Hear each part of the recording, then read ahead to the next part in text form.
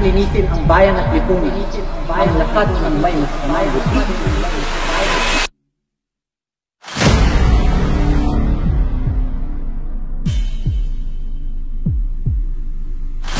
Limutin ko ng 5 araw ang karalitaan, baba ang loob ng pagkamuharap.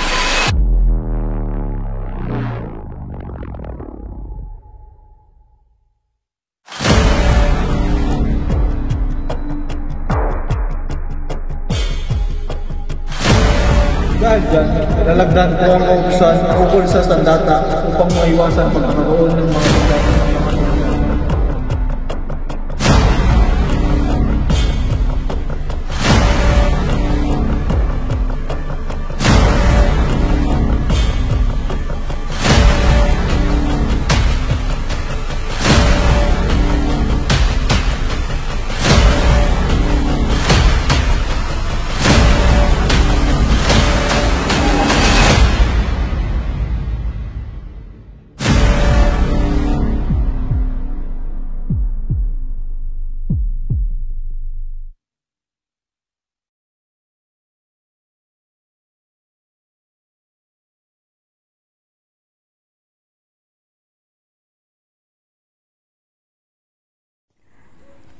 Ang Kapitan General na siya rin gobernador ng Islas Pilipinas ay nangangaso sa boso-boso kasamang isang rekwang pari, sundalo at empleyado naging mga anino. Sapagkat nakaalalay sa kanya isang napakaingay na banda na di naman naturoang tumugtog ng magandang musika ni Santa Cecilia. Wala siyang nahuling anuman kahit isang ibon o daga man lamang. Ang matinding galit ng kanyang kamahalan ay naging sanhi ng bulong-bulungan ng kanyang mga alalay. Sa mahinang himig na pag-usapan ang lahat ng Gobernador Silio at Kabeza de Barangay na kung wala ngang mahuling anuman ang dakilang manunudla, baka raw sila ang ilipat sa mga hayop sa kagubatan na kailangan niyang tamaan. Isang malaking kahihiyan para sa isang Kapitan General ang hindi makatama ng isang hayop sa pangangaso. Ano na nga lang naman ang sasabihin ng mga Indyong mahusay mangaso? Nagpunta ang Kapitan General kasama ang 2 Gwardiya Sibil papuntang El Los Baños.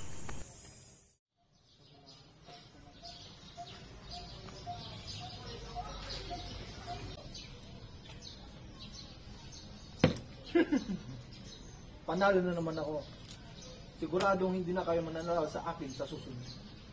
Napakagaling mo talaga, Kapitan General. Pangain ako dyan, Padre.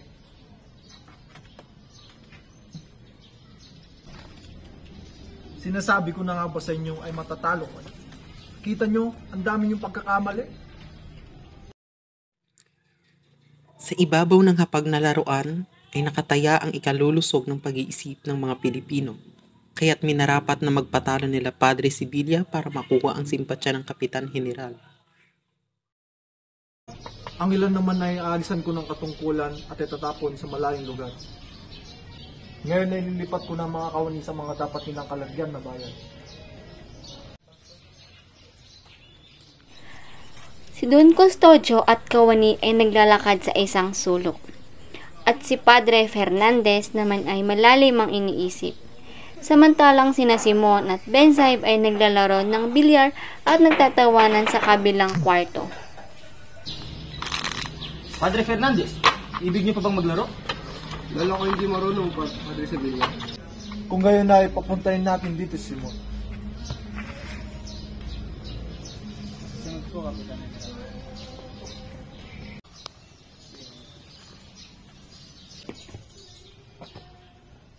Ano pa ang pasya nyo sa mga nasamsam na sandata?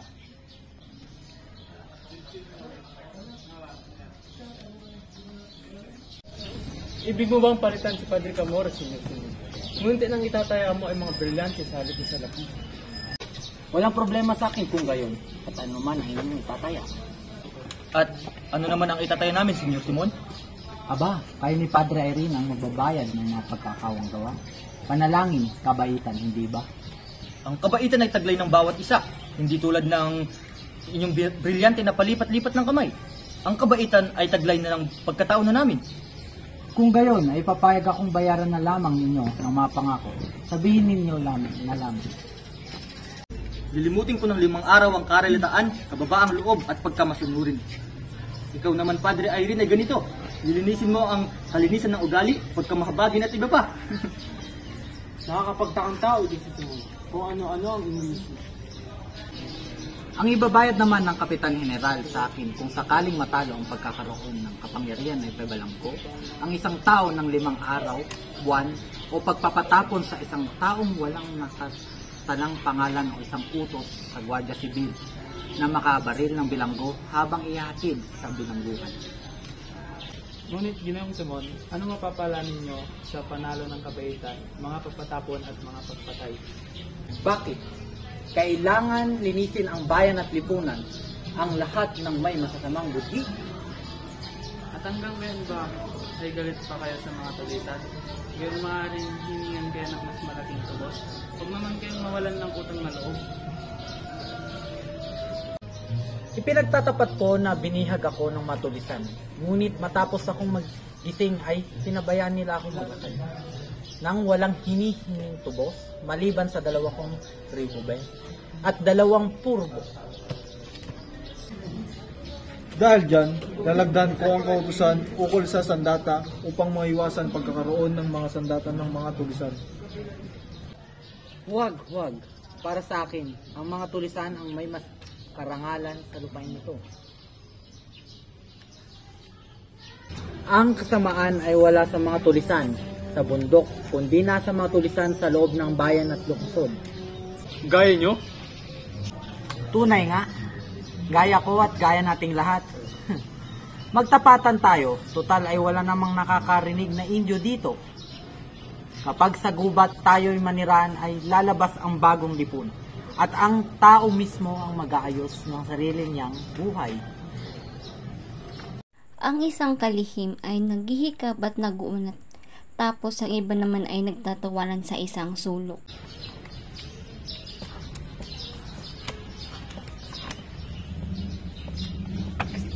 O siya, tama ng biroan at sugalan.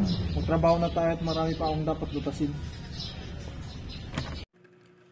Sa araw na iyon ay pag-uusapan ang tungkol sa Akademya ng Wikang Kastila, kaya't naroon sina Padre Irene at Padre Sibilia.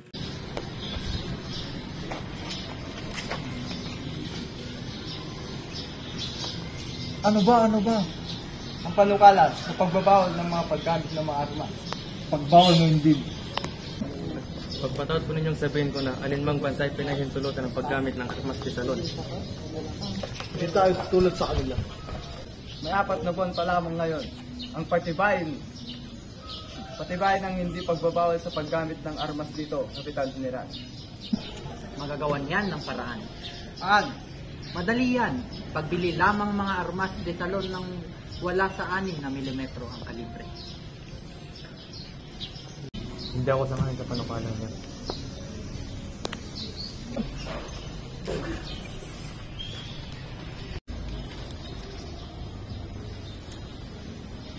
Ang guro sa Tiana ay humihingi ng malaking bahay upang. Ano pang malaking bahay kung mayroon siyang sariling kamalig? Wala akong kinalaman sa bagay na iyan. Sa namamahala sa pangasiwaan siya dapat humingi. Ang gurong yan ay isang filibustero. Ang totoo ay, kung sinong ibig magturo ay maaaring magturo kung saan man. Maraming karahingan ang narinig ko sa guro na yan. Mabuti pa'y alisin siya. Alisin! Ang mga guro dito ay umaabuso. Kalabisan ng paghingi ng higit pa sa inang bayan. Filibusterismo. Inangbahin mo na bagong lahat ang ating pagkakastila. Sa susunod, ang lahat ng dumaing ay tatanggalin sa tungkulin. Napakadali lang ang solusyon dyan, kamahalan. Gawing paaralan ang mga sabungan kahit sa loob ng 1 linggong araw. Mainam na panukala, daig tayong lahat. Ngunit ang totoo ay may sabong. Sa may buong linggo at yaman ay sabong hindi nagbabayad ng pamahalaan ay hindi nararapat na. Kung gayon ay huwag magpaaral sa mga araw na yun. Kasalulaan ng magkaroon ng mabubuting gusali para sa mga bisyo at para sa karunungan ay wala. Ngunit aalahanin ninyong nagbibigay sa pamahalaan iyang mga sabungan na yan. Tama na yan. May iba pa akong balak para sa usapin na yan. May iba bang dapat tayong pag-usapan? Ang kahilingan ng mga estudyante na makapagbukas ng Akademya ng Wikang Kastila. May mga 6 na buwan na naghihintay ng pasya ang mga estudyante ukol sa usapang ito. Naging kakatwa naman ang namayaning katahimikan kaya't nagtanong ang Kapitan General. Ano naman ang kuro-kuro nyo? Isa yang matahimik na pag-aalsang may tatak at silyo. Pag-aalsa? Kinabibilangan ito ng mga kabataang tinatawag na kawal ng masidhing pagbabago. Kabilang dito ay si Isagani. Meron pang isa, makaragol o makaraig, mayaman, mapitagan, at kalugod-lugod. At mayroon pang isa, ito'y nagangalang Basilio. Aha! Ganoon pala, itala ang mga pangalang iyan. Ngunit General, hanggang ngayon po ay wala pa akong nababatid na masamang ginawa ng kabataan na yan. Subalit ang mga Hudyo ay hindi dapat matuto sa wikang Kastila. Matuto lamang silang mga tuwiran sa atin. Huwag kayo maghinanakit kung iba aking palagay. Sinabi ko na hindi dapat tayo mapagkait. May pagkakaloob natin ng walang panganib sa pagtuturo ng wikang Kastila. Nasa matuwid bang kanilang hiningi? Kung nasa matuwid ay bigay natin ng kantang akademya hanggang sila magsawa. Huwag tayong hangal, tularan natin ang mga Hiswita. Nagkaroon ng mainitang diskusyon at napawalang bahala ang presensya ng Kapitan General. Lahat ay nagsalita kabilang na si Ben-Saib na nakikipagtalo kay Padre Camora. Sa oras na lang ng merienda natin pag-usapan ang mga iyan. Baka sumama ang kanilang mga sikmura. Bueno, bukas na lang natin ipagpatuloy ang diskusyon. Kapitan, ang anak na babae na kabesang talis ay humingi ng tulong upang makalaya ang kanyang may sakit na lolo. Hindi na ba ako maaaring kumain ng mapayapa? 3 araw na siyang pabalik-balik dito. Kawawa naman. Sige, padalhan ng sulat ang pinyente ng mga Guardia Sibil para palayain ang mga tanda. Kinabukasan, nasa dyaryo ang balita na ang ama ng tulisan ay pinakawalan. Kasama sa ulat ang kagandahang loob ng Kapitan General na nagbigay laya sa napiping matanda.